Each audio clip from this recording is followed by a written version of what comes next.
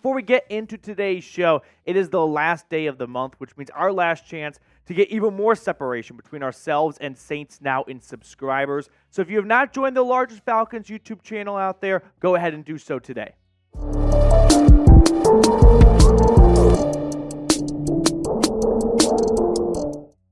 As the Falcons gear up for the 2024 season, they are making a couple of bets, but I don't think any of them are bigger than Clark Phillips, the second-year cornerback out of Utah, who is primed for a big starting role on this defense. So I want to dedicate today's video to Clark Phillips, more or less, because I think this is a sneaky large gamble the Falcons are making. Sure, all the headlines are going to go to Kirk Cousins and the Michael Penix draft pick and the lack of an edge rusher, and that's all fair and right, but Clark Phillips, this is a sneaky big story that your casual fan may not really notice much of, but for all of you watching in the heat of the offseason, you guys definitely do notice this stuff.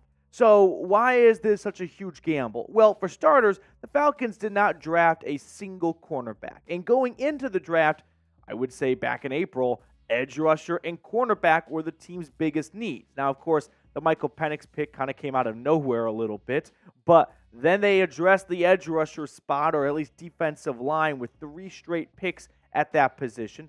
Then linebacker, and then they go back to the offense, running back, wide receiver, and round it out with another defensive lineman. But not a single cornerback taken.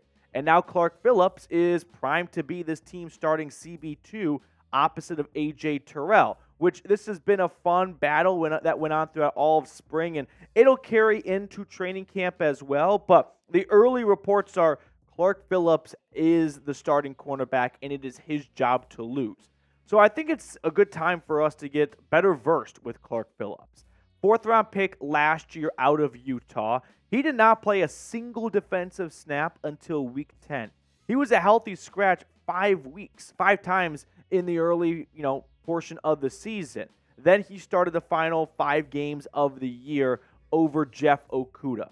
Now, last year, we didn't get to see a whole lot of Clark Phillips because of the reasons I just mentioned, but in the games he did play, 27 tackles, 1 tackle for loss, 5 pass breakups.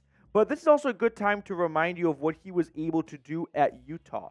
I mean, during his 3-year career with the Utes, he had 9 interceptions, 4 pick sixes, 2 scoop and scores. He altogether had 6 touchdowns as a corner. The guy's a playmaker. He may not be the biggest cat in the gym, about 5'11", a little under 200 pounds, but when he's got the ball in his vicinity, it's going to be a problem for the opposition. Now, let's look at the stats a little bit closer from weeks 13 to 18 when he really took over as the starting cornerback for the Falcons secondary. He was targeted 31 times, gave up 15 grabs, so a little under 50% completion rate. Yards per game allowed, 36.3, gave up 2 touchdowns, no interceptions, and 4 pass breakups in that stretch. So take a look at it a little bit closer. I mean, when you look at the coverage stats of the last 6 games of the season, a vast majority of it came in Week 18 against the Saints when it was a complete meltdown offensively and defensively. Logan Woodside was in the game. That pretty much should tell you everything that you need to know about the Week 18 disaster in New Orleans. But if you were to remove that Week 18 game, look at the numbers. Again, small sample size, 5 weeks. He also played against Tim Boyle, Baker, Bryce Young, the rookie, and Gardner Minshew and Justin. He did not go up against some Pro Bowl level quarterbacks, but still, he definitely held his own for a rookie. And so I'm excited for what could be a really fun secondary trio. Jesse Bates, an all-pro caliber player. A.J. Terrell, a Pro Bowl caliber player. And for Clark Phillips, if he can just be a starting player, that's going to put together a really exciting young and up-and-coming defense, especially on the back end. So I think this is a big gamble by the Falcons. They did not draft a cornerback. They did not really sign a big corner in free agency. They brought in vets like Antonio Hamilton. They brought Kevin King out of retirement, more or less. A couple other small veteran signings, but more or less just to fill out the rest of the 90-man roster. But Clark Phillips is by far, in my eyes, the biggest gamble the Falcons are making because they don't know what they really have in him, but they are tossing him into a starting job that's not going to have a ton of support up front. There's not going to be this ferocious pass rush, no offense to the guys up front, that's going to give the cornerbacks, just a second of coverage they have to stay in before they get to the quarterback. No, these corners are going to have to stay in coverage for a good chunk of time because this pass rush isn't filled with Pro Bowl caliber guys. So for Atlanta to trot out Clark Phillips, who only started 5 games last year, and not draft a single cornerback, that's a pretty big gamble. Now, I want to just address a couple of, I guess we'll call it community notes, if you will. So just going through some of the comment section, I came across this one from, FNG. I still don't understand the hate on our defense. They showed more promise than our offense last season. We basically had the same people. How are you so worried about them? So you don't have the same people. The top 2 sack leaders are gone. So I don't think that's something you can just gloss over. Bud Dupree, Calais Campbell combining for 13 sacks. They're not on this team. And also the defensive coordinator is gone. So I think some really important pillars from last year are gone. Doesn't mean that other guys can't step into those roles and produce the same amount or outproduce last year, but I don't think you should be criticizing those that are critical or fearful of the Falcons' 2024 defense, and not in a good way. They don't have the same people as last year. Now, how would you rank the Falcons' defense in the NFC South? Do you think it's the first, second, third, or fourth best defense? My initial gut, without looking too deep into the numbers or anything like that, but just kind of off the cuff, is I would say the Bucs are probably first, although they're kind of aging and winding down. I'd put Saints at second, and then Falcons, and then Panthers. That sounds about fair. The Saints also in that aging category, but they got some really good DBs, and then Cameron Jordan's always going to be a menace, although his role isn't as big as it was a few years ago. And then the Panthers, I think their defense is just going to be dog water. I also woke up to a really nice DM this morning on LinkedIn, which I never checked my LinkedIn, but I got an email from them. So I was like, oh, I wonder what this is about. So Chris DM'd me saying, hey, man, love your channel. Appreciate it, Chris. Would love to do a side video that gives a well-done Falcons history video, mainly for more recent Falcons fans that want to understand more of the history of their team. I've only found one other, but it seemed poorly done. You guys could crush it, I think you meant to say, and mention all the players and coaches people have nostalgia about or eager to learn more about. Chris, first off, thank you very much for reaching out. If you ever have something you want to ask, I promise I don't feel like I'm someone that's too big above the common man to reply to a DM or something like that. So anytime you have a question about the Falcons, feel free to shoot me a DM, tweet at me, whatever it may be. But, Chris, I do like the idea. As we get into July now, that is the slowest portion of the entire calendar year for NFL content creators. If you kind of think about it from my lens, once August gets here, we've got training camp, and that kind of feeds you into the regular season, and you don't have to worry about content at all from September all the way until the end of February, because even when every other team except for the final 2 in the Super Bowl are out of the playoffs or losing the playoffs, there's still a good amount of hangover of interest. And then, before you know it, you've got draft and free agency getting you through March and April. May, you get some mini camp buzz and whatnot, the rookies, and some interest on those picks.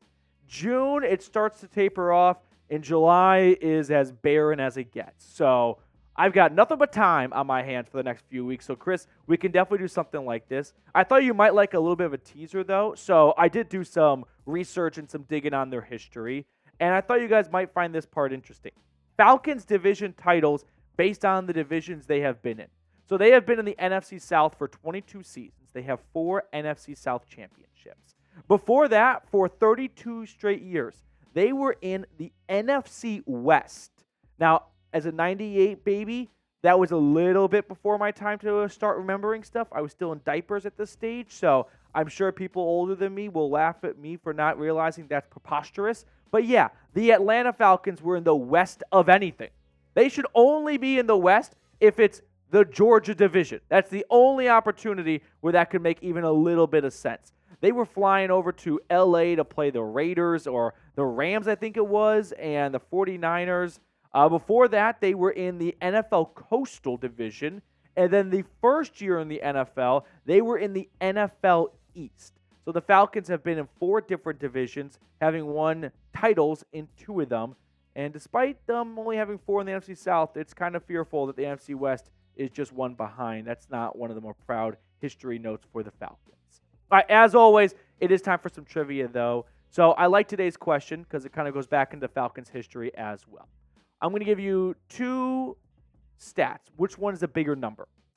Deion Sanders' takeaways as a Falcon or Marcus Mariota plus Desmond Ridder's passing touchdowns from 2022 to 2023. Which of those 2 is a larger number? Sanders' takeaways as a Falcon or the 2 quarterbacks from 2022 to 2023, Mariota and Desmond Ridder, no Taylor Heineke, just 2 guys, touchdowns via the air.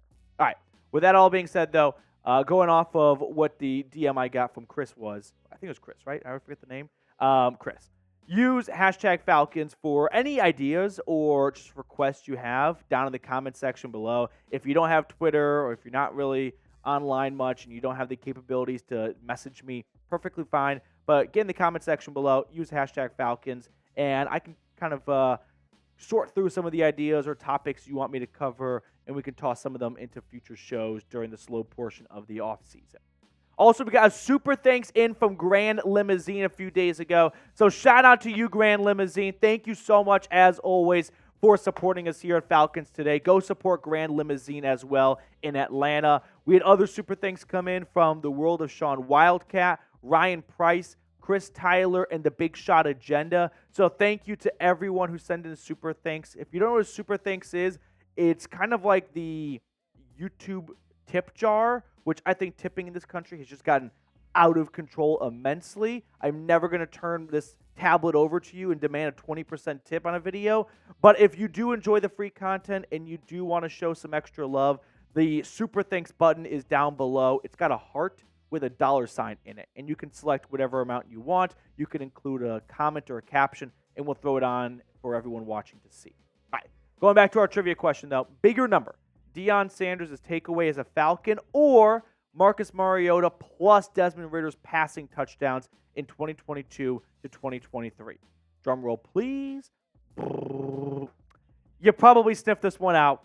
It is Deion Sanders. The guy had 31 takeaways in Atlanta for the Falcons. Meanwhile, Mariota and Ridder, they combined for 29 passing touchdowns in those 2 years that they overlapped. So, kind of depressing. It's not that much depressing about 29 passing touchdowns. That's not a tiny number.